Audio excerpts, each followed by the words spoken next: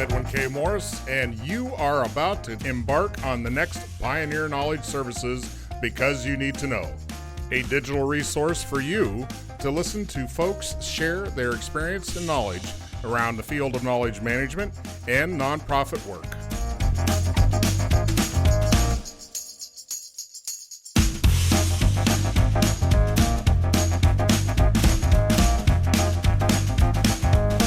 If your company or organization would like to help us continue this mission and sponsor one of our shows, email byntk@pioneer-ks.org.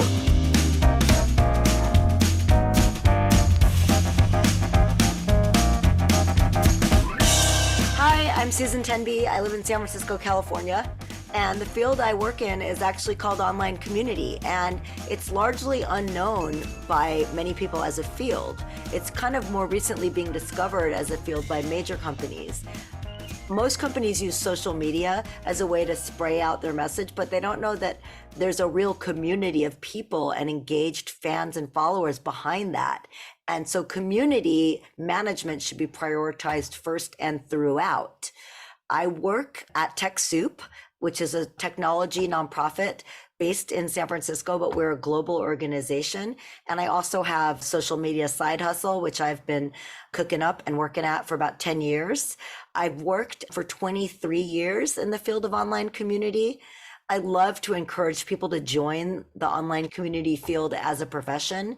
I've encouraged many people to do that, discovered many people whom I knew would be great at it, but they didn't know that they could make a living out of doing what they did really naturally and well.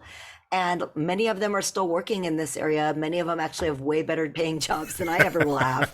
I think online community is a great tech job for the non-technically inclined, people who, maybe studied literature or journalism, who just happen to love social media and do it for fun. It's a great field that they might not know about, and they don't consider themselves techies, but it's still a tech field for people like us. And I generally use Facebook to be connected to people that I know, and Twitter to be connected to people that I may not know personally, but want to be connected to. As this new field, can you name any kind of source that you lean on for guidance? Is there a textbook? Is there a author? Yeah. Okay, go ahead. Yeah. So to kind of lean into the guidance for the field, I always refer to CMX, which is the Community Managers Exchange is what it stands for. They have regional meetups, they have a Slack channel, there's a lot of educational materials. It's a property or a project of Bevy. CMX was founded by David Spinks. He's really knowledgeable. I think it's great to join CMX. I also think Noelle Flowers is a great resource, a community manager who's very knowledgeable and has kind of been in the field for a really long time. Actually, the most thrilling thing is to hear what inspiration has led somebody to where they are. When you are a creator, and I'm labeling you that, because you are an entrepreneur, you see things that need to have happen, and you take action. Tell me about where that inspiration came from for you. Professionally, that inspiration came because I had cancer when I was 26, and I was a young woman with cancer, and all of the cancer resources that I found were, as soon as I was diagnosed, I kind of started looking around for community, and they were all very much geared at older women with cancer. And I was a young woman. I had needs that were very different than an old woman, all the way down to I had purple hair and I didn't want an ugly old lady wig. I wanted a wig that looked like me. So everything around finding community, and I realized there was no community for young women with cancer. And so I decided what would happen if I was the person to launch that community. So that's kind of how I got started in online community. I was a member of San Francisco Women on the Web, which was an early email list that still exists. The Women on the Web is kind of a regional thing, and there was a San Francisco email list, and I was a member, and I said, hey, I'm interested in launching this group, this online community. I've never done it before. Can someone build it for me? This was way before social media. So I got some volunteer web designers to build it for me, and that's how I got started as an online community manager, and it became my career. Where did leadership become a trait that you example? Where does that come from? Were you born that way? You're talking about leadership here. I guess I was born that way. I don't think of myself. I mean, honestly, where I see that there's a need, I don't have any problem stepping up and saying, okay, we need to fill that. I'm actually a lot better at saying we need to fill that and asking someone else to help me implement than I am being the doer. I'm pretty good at like saying we, and I'm really being volunteering someone else, voluntold, as they say. Well, you see, now, Yeah. by true definition of what a leader is you have to have followers. So you've already met that requirement. You are a leader. Tell me again where you got your training. Where did you become this? I honestly don't know. I don't know the answer to that. I can't think of how I got training. Okay, in all that right. way. Just- Let's back up the train. Yeah. Let's go back to Okay. early years and say, tell me the first example where you did this. The first example where I was entrepreneurial, Where you or took charge, where you Okay. said, heck, damn, I'm going to go do this. maybe the first example is this example that I'm talking about with the online community thing. I can't think of another So example. there wasn't anything in grade school. There wasn't anything in high school. There was nothing that was like you saw your grandparents, you saw a neighbor do something that was a community-minded effort, and you're like, ooh, I need to do that. I guess, well, in college, I was here during the San Francisco earthquake in 1989. It was my first year in college. People were really freaked out, honestly. We were all 18, and I organized a group of people. It was way before the internet. It was in 1989, and I was on the internet in 94, and I thought I was an early adopter. So I put posters all around our college dorm and said, like, you guys want to talk? We should all get together and figure out what this means. We're all my. kicked out of the dorms for the week Yeah. because of the earthquake, Yeah. and like, how do we stay in touch? I organized a phone tree. So I guess maybe that was it. I never thought about that before, but maybe that was. You are a social activist. I'm a very social person. I'm very socially motivated, community motivated, community minded, very much connected to community. Yeah. Well, now that we've established who you are and why you are, and some examples of, let's talk around all your effect in the world of these types of efforts that you've Can you be a little more We specific? started off when you were diagnosed with cancer, and you created this community of a support mechanism because there was nothing out there that met the need. Right. And now you've moved on from that to what? What are the other things that I see. great? What are the other elements of community building that you've drawn to? I started at TechSoup, and I was actually hired at TechSoup to write the first 30 articles. I was kind of hired as a content developer and writer because I had an English degree. And then I realized kind of very soon into it, launch of the site and the pre-launch of the site, that we needed an online community. It needed to happen, and it needed to be staffed with experts. I made it up as I went along. I joined a bunch of online communities for people who are in technology, in tech for good, and nonprofits. I listened into those communities. I joined them as somebody in my 20s who had never done it before. I actually kind of had a little bit of an innovative way to find them. I did a who sort on Outlook. I just did a sort by whom on Outlook and saw under each group, funneled each group, filtered each group into its own folder, its own filter. Then I did a who sort, and I saw who was speaking the most. And I found those people, and I reached out to them individually and told them what I was doing and asked their advice first to get buy-in from them, and then invited them to be personally the first experts in the community.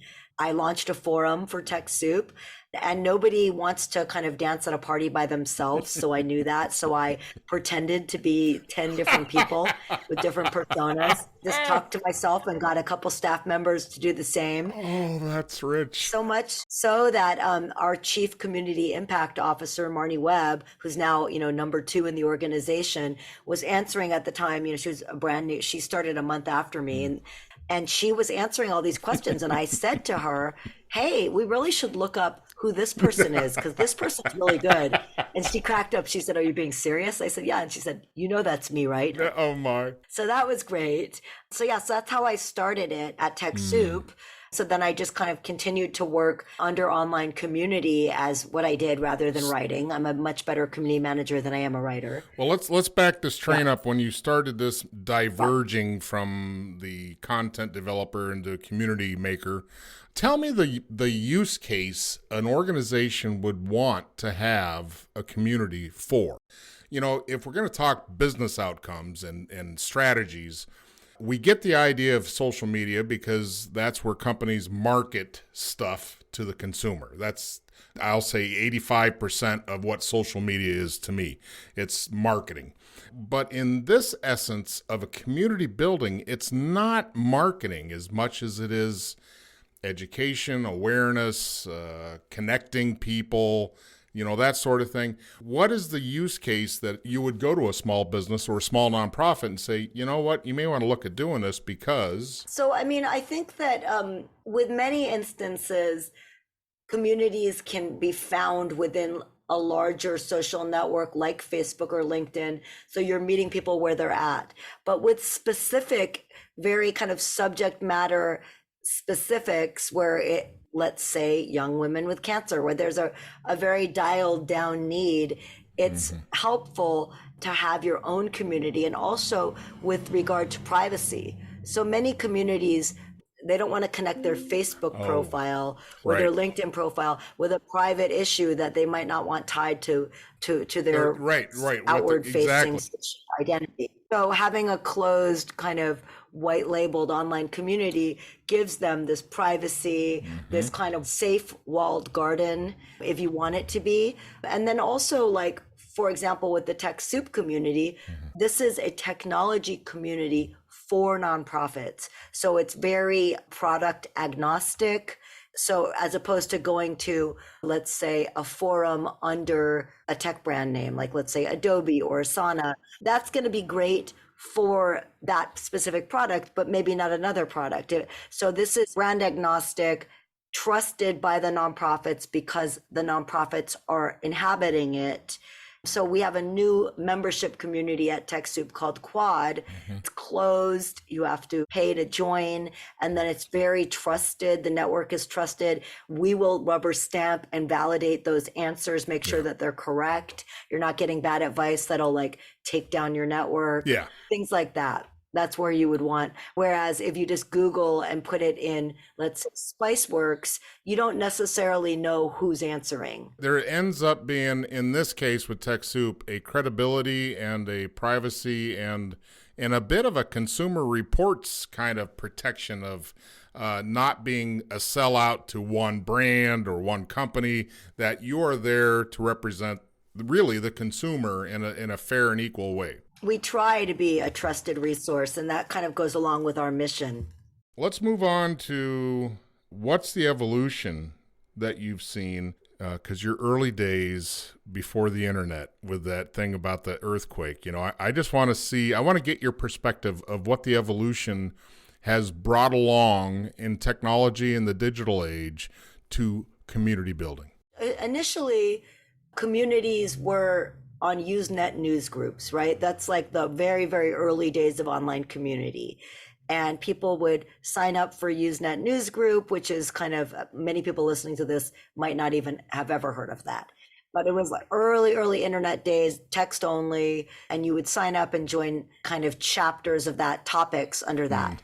Then it became email lists and email groups, and there were tons of those, and they were great.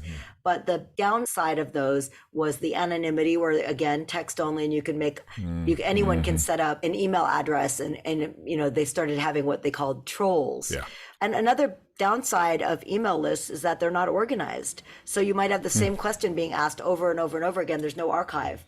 So then web-based forums kind of launched. And that was a great feature, or a great feature set, because they were all of a sudden be able to be organized and archived. So you don't have to continually ask, who's the best web host for nonprofits? You can just go to the web host forum. And what do I need to know about computer recycling? You just go there. So that was a great feature.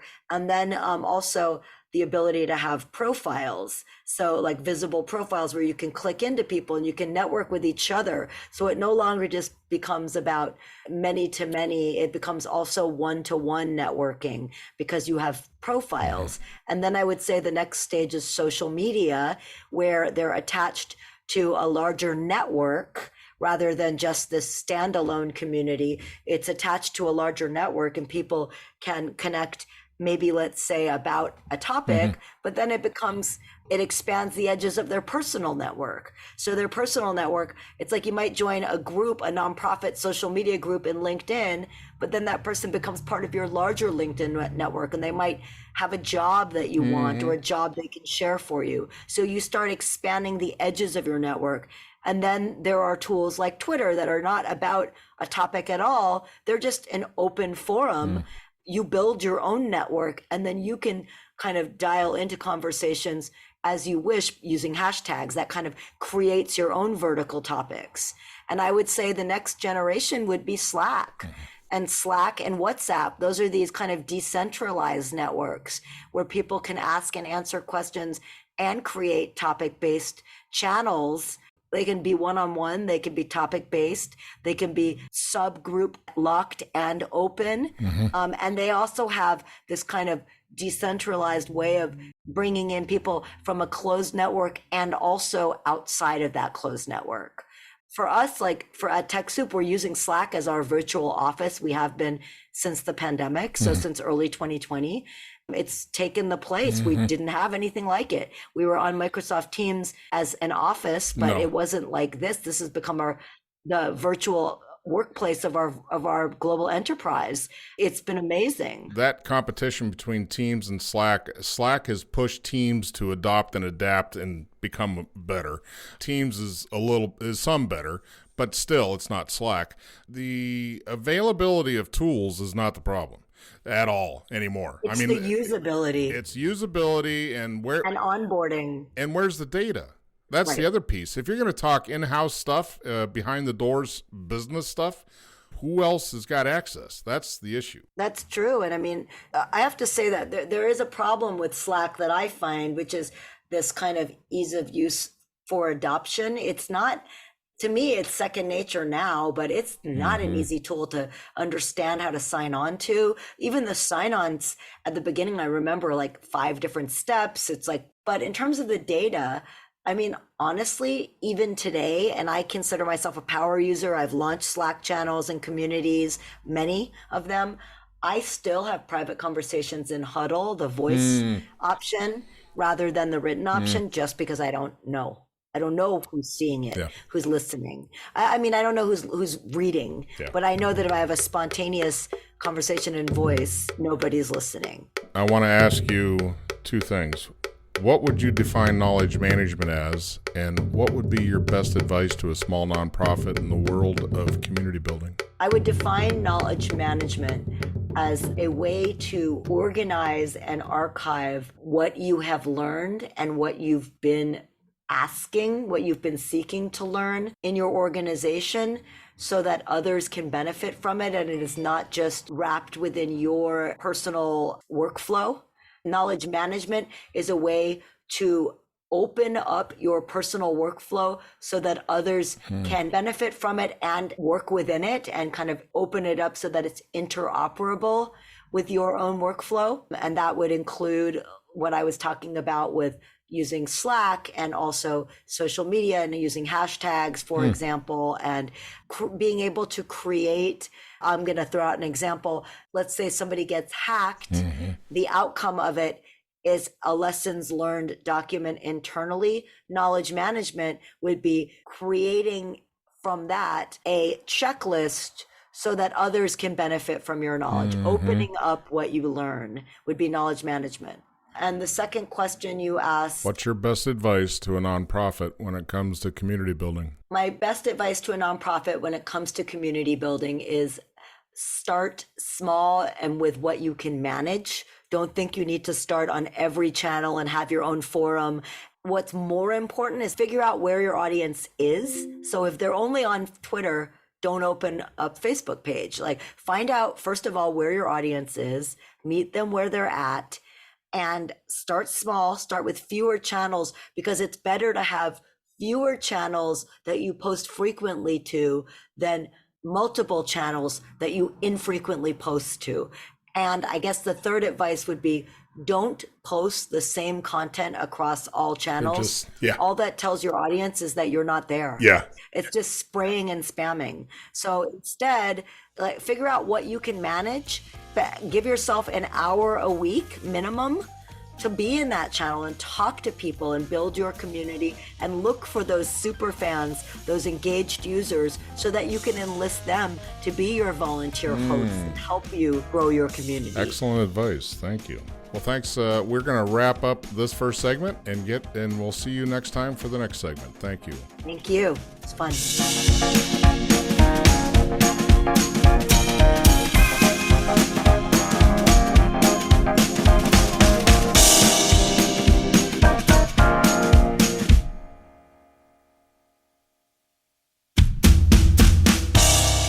You have just finished our latest Because You Need to Know, a public service of Pioneer Knowledge Services. Please join us on LinkedIn and find us at pioneer-ks.org.